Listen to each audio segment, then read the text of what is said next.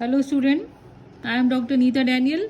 मैं आपका BSc second year की ऑर्गेनिक केमिस्ट्री की क्लास मैंने कल एक पार्ट पढ़ाया है। हम उसमें अमीन्स देख रहे थे और अमीन्स में हमने अमीन्स की स्टीरियोकेमिस्ट्री हम देख रहे थे। तो यहाँ पर कल आपको ये हमने डिस्कस किया था, ये पोर्शन अमोनिया का स्ट्रक्चर, और अमोनिया के स्ट्रक्चर के बाद हमने देखा था एन मिथिल एथेनामीन का स्ट्रक्चर। अब इसमें जो नाइट्रोजन है वो 4 डिफरेंट ग्रुप से घिरा हुआ हम मान सकते हैं। एक है आपका C2H5, एक है CH3, एक है H और एक है लोन पेयर ऑफ इलेक्ट्रॉन। तो इस हिसाब से नाइट्रोजन को, इस हिसाब से ये जो अमीन है इसको क्या होना चाहिए, ऑप्टिकली एक्टिव होना चाहिए और इसमें कायरलिटी का गुण होना चाहिए। ठीक है, इतना हमने कल देखा था। अब इसके बाद सेकेंड पार्ट में हमें देखना है, इसके आगे हम लेंगे। इसमें देखिए, अब हम यहाँ देखते हैं कि स्पेक्ट्रोस्कोपिक स्टडी जब इसकी की गई इन कंपाउंड्स की, तो ऐसा कुछ भी उसमें नहीं पाया गया कि भाई ये दो अलग अलग इनैंशियोमर्स के रूप में है। ये जैसे यही कंपाउंड के बारे में हम कल बात कर रहे थे, एन मिथिल इथिल अमीन जो है, इसके 2 इनैंशियोमर्स होना चाहिए यदि इसमें क्या हो रहा है, ऑप्टिकल एक्टिविटी पाई जा रही है और इसमें कायरलिटी हो रही है। तो पर ऐसा स्पेक्ट्रोस्कोपिक स्टडी से नहीं पाया गया है। उसका कारण क्या है कि ये जो 2 इसके इनैंशियोमर्स हैं, इनके बीच में बहुत ज़्यादा आपस में बहुत फास्ट रूम टेम्परेचर पे ही एक दूसरे में इन्वर्जन होता रहता है, प्रतिलोमन होता रहता है। देखिए, ये एक स्ट्रक्चर है, ये उसका दूसरा स्ट्रक्चर, ये दोनों मिरर इमेजेस हैं।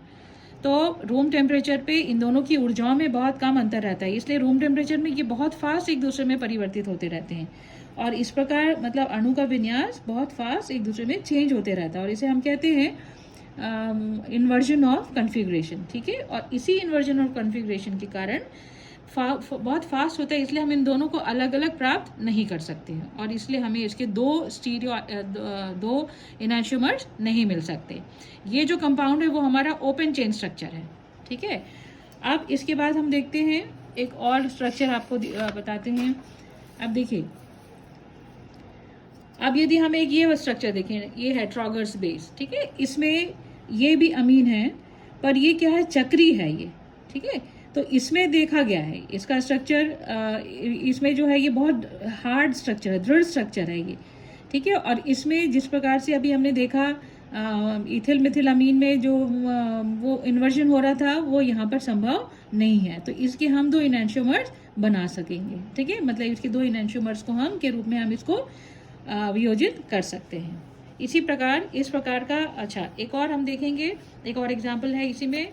ये हमारा चतुर्थक अमोनियम यौगिक है ये, है ना। इसमें देखिए नाइट्रोजन है, नाइट्रोजन एक तरफ किससे घिरा हुआ है, ये एक है आपका एलिल ग्रुप है, C2H5 ग्रुप है, ये CH3 है और यहाँ पर क्या है C6H5। अभी यहाँ देखिए, इसका भी हम 2 इनैंशियोमर बना सकते हैं। ठीक है, और ये दोनों इनैंशियोमर एक दूसरे में रूम टेम्परेचर पे कन्वर्टेबल नहीं है, एक दूसरे में हम चेंज नहीं कर सकते और ये दोनों इंडिविजुअली अलग अलग हम इनको पृथक कर सकते हैं। मतलब इनमें इनैंशियोमेरिज्म पाई जाएगी या ऑप्टिकल आइसोमेरिज्म इनमें पाई जाएगी। ठीक है, तो ये हो गया आपका अमीन का, अमीन में किस प्रकार से त्रिविम रसायन पाया जाता है। तो हमने पहले अमोनिया का स्ट्रक्चर देखा, फिर एन मिथिल एथेनामीन का स्ट्रक्चर देखा और फिर उसके बाद हमने इसका ट्रॉगर्स बेस का स्ट्रक्चर देखा और ये उसके बाद हमने ये वाला लास्ट वाला क्वाटरनरी अमोनियम सॉल्ट का जो स्ट्रक्चर है उसका हमने देखा। इसमें पाया जाता है इनैंशियोमेरिज्म और इसमें भी इनैंशियोमेरिज्म पाया जाता है। ठीक है, अब नेक्स्ट हम आते हैं, ये हमारा अमीन का त्रिविम संरचना खत्म हो गई। अब हम आएंगे नेक्स्ट, प्राथमिक द्वितीयक और तृतीयक अमीन के मिश्रण को हम कैसे पृथक करेंगे, ये हमको पढ़ना है। ठीक है, इसमें एक्चुअली क्या होता है कि जब भी हम कभी लैब में हम चाहें कि हम प्राइमरी अमीन बनाएं या सेकेंडरी अमीन बनाएं या टर्शरी अमीन बनाएं तो वैसा होता नहीं है। और जनरली ऐसा होता है कि जब हम C2H5I और HN अमोनिया की रिएक्शन करते हैं 100 डिग्री सेंटीग्रेड पे, तो हमें क्या मिलता है, प्राइमरी अमीन भी मिलेगा, सेकेंडरी अमीन भी मिलेगा, टर्शरी अमीन भी मिलेगा और क्वाटरनरी अमोनियम सॉल्ट भी मिल जाएगा। ठीक है, अब तो इस मिक्सचर में से हमको क्या करना पड़ेगा, हमको इनको सबको सेपरेट करना पड़ेगा, प्राइमरी की सेकेंडरी टर्शरी अमीन को हमको क्या करना पड़ेगा, सेपरेट करना पड़ेगा। तो सेपरेट करने के लिए हमारे पास कुछ मेथड्स हैं। पहली तो है प्रभाजी आसवन की विधि है, दूसरी है हिंसबर्ग की विधि है, और तीसरी है हॉफमैन विधि। ठीक है, तो सबसे पहले हम देखेंगे सबसे पहले हम हिंसबर्ग की विधि को हम देखेंगे, पर उसके पहले थोड़ा सा आप इसको देख लीजिए। देखिए, जब एल्किल हैलाइड्स को NH3 के साथ गर्म करते हैं तब विभिन्न अमीन के लवणों एवं चतुर्थ अमोनियम लवण का मिश्रण प्राप्त होता है। इसका सेपरेशन निम्न प्रकार से किया जाता है। मतलब अभी जैसे हमने आपको बताया कि उसका सेपरेशन करना है, तो उसका सेपरेशन हम निम्न प्रकार से करेंगे। जो हमको मिक्सचर मिलता है, उस मिक्सचर में हमको क्या क्या मिलेगा? RNH2HI है, अभी जैसे पीछे रिएक्शन में देखा, R2NHHI है, R3NHI है, R4NI है। तो ये पूरा मिश्रण हमें मिल रहा है। इसको हम क्या करेंगे? NaOH के साथ इसका हम आसवन करेंगे। आसवन करने से आसूत में हमको मिलेगा प्राइमरी, सेकेंडरी, टर्शरी अमीन हो जाएगा, और जो चतुर्थक अमोनियम सॉल्ट है वो फ्लास्क में ही बचा रह जाएगा। और वो इस प्रकार से हम यहाँ पर इसको चतुर्थक को हम इन सबसे सेपरेट कर सकते हैं। आसूत को हम अलग से कलेक्ट कर लेंगे। ठीक है, अब आसूत में से हमको विभिन्न अमीन प्राप्त करना है, तो उसके लिए हम क्या करेंगे? एक विधि है प्रभाजी आसवन। इसमें हम इस विधि में आसूत का प्रभाजी आसवन किया जाता है, जिससे भिन्न भिन्न ताप पर विभिन्न अमीन आश्रित होते जाते हैं। ठीक है, अब उसके बाद आती है एक और विधि, हिंसबर्ग विधि।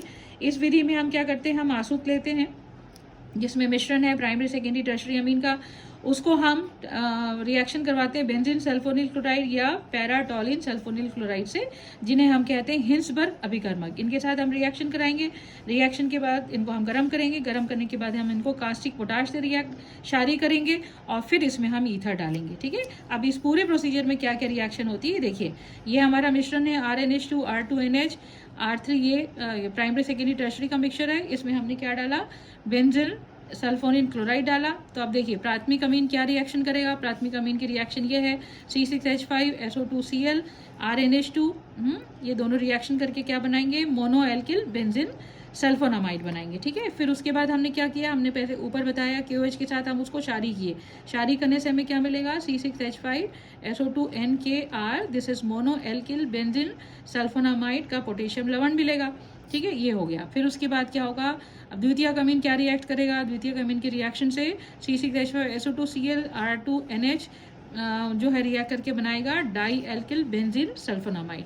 ठीक है, इसका ये फॉर्मूला है।